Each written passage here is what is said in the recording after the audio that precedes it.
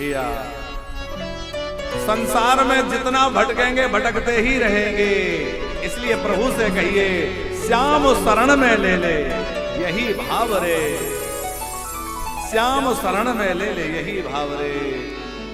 हे कन्हैया हमें अपनी शरण में ले ले, अपने आश्रय में ले ले। सूत जी कहते हैं ऋषियों में तुम्हें ऐसी भागवत की कथा सुनाता हूं जिसके श्रवण से तुम्हारे चित्त में कृष्ण प्रीति उदित हो जाएगी और तुम्हारे मन की सारी व्यथा समाप्त हो जाएगी। जिस समय महाराज परीक्षित को श्राप लगा, सुखदेव जी भागवत सुनाने के लिए बैठे तो देवता अमृत का कलश लेकर आ गए। अरे बोले इनको मरने का भय है, ऐसा करो इसको अमृत पिला दो, अमृत पीने वाला पर मरेगा नहीं, भले तक्षक काट ले, और इनको जो कथा अमृत देने वाले हो भागवत सुनाने वाले हो वो हमें सुना दो। परीक्षित ने पूछा राजन तुम्हारे सामने इस समय दो अमृत हैं, एक स्वर्ग का अमृत और एक कथा अमृत, तो कौन सा पीना चाहोगे, तुम्हारी क्या इच्छा है। परीक्षित बोले गुरुदेव मुझे देवताओं का अमृत नहीं पीना है, मुझे तो भागवत कथा अमृत पीना है। क्यों? बोले इसलिए कि देवताओं का अमृत पीने वाला अमर तो हो जाता है पर अभय नहीं होता। आप देखेंगे देवता अमर हैं, अभय नहीं है, हर समय भयभीत बने रहते हैं। जरा कोई तपस्या करने बैठ गया और इंद्र की सिंहासन डोल गई। इंद्र की सिंहासन के तो नट बोल्ट इतने ढीले हैं, जरा कोई तपस्या करे और वो हिले, अरे बोले जल्दी करो उसकी तपस्या भंग करो, वो पता नहीं क्या करेगा है?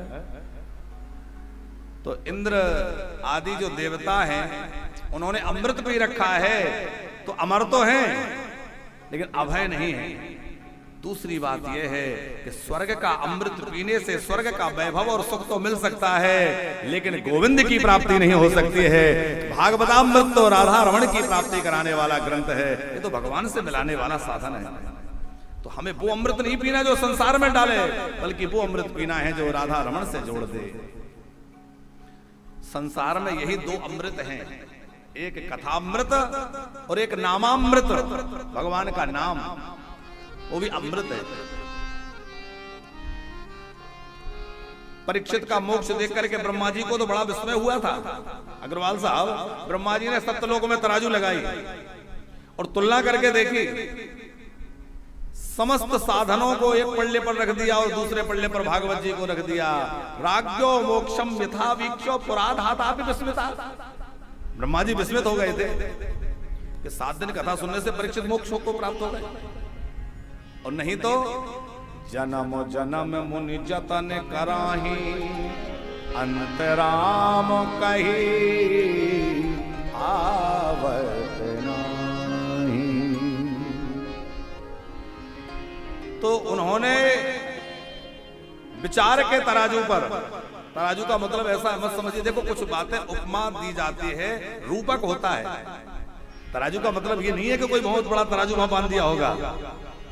सत्यलोके तुलाम बद्ध्वा लिखा है, लेकिन वो तुला क्या, वो तराजू क्या, बोले विचार के तराजू पर उन्होंने चिंतन करके देखा कि समस्त साधनों को एक पल्ले पर रख दिया जाए और दूसरे पल्ले पर भागवत को विराजमान किया जाए, तो भागवत ही सबसे जो है गरिमामय और सबसे श्रेष्ठ सिद्ध होगा, क्योंकि भागवत की महिमा सर्वाधिक है।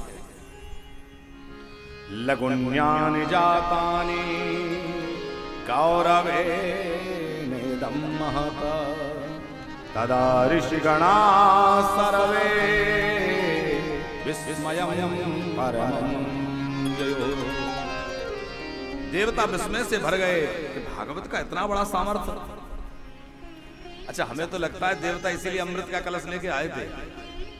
कोई सुखदेव जी मना तो करते नहीं। अब यहां कथा हो रही है, कोई भी आके बैठ जाए तो कोई रोक टोक है क्या? कोई भी सुन ले। उसी तरह सुखदेव जी कथा कह रहे हैं, परीक्षित सुन रहे हैं, इतने और लोग सुन रहे थे, महात्मा बैठे थे, उन्हीं में देवता आके बैठ जाते तो कोई रोक टोक थी क्या? लेकिन देवताओं ने क्या कहा, इनको कथा मत सुनाइए, हमको सुनाइए, बदले में अमृत ले लीजिए। माने देवता नहीं चाहते कि परीक्षित कथा सुने, क्योंकि देवताओं को पता है कि ये कथा सुनेंगे तो इनकी स्थिति हमसे भी ऊपर हो जाएगी, ये हमसे ऊंची स्थिति को प्राप्त कर लेंगे। कल तक ये हमारी पूजा करते थे, पर हमें इनको पूजा करनी पड़ेगी। क्योंकि भागवत सुनने वाले को अगर स्वर्ग नहीं मिलेगा, भागवत सुनने वाला तो भगवान का पार्षद हो जाएगा, फिर तो हमें भी इनकी वंदना करनी पड़ेगी, हमसे ऊंचे हो जाएंगे। अब कल तक हमारे नीचे नौकरी करने वाला कोई कर्मचारी हमारा अधिकारी बन के आ जाए तो तकलीफ तो होती है कि नहीं? वही देवताओं की तकलीफ है।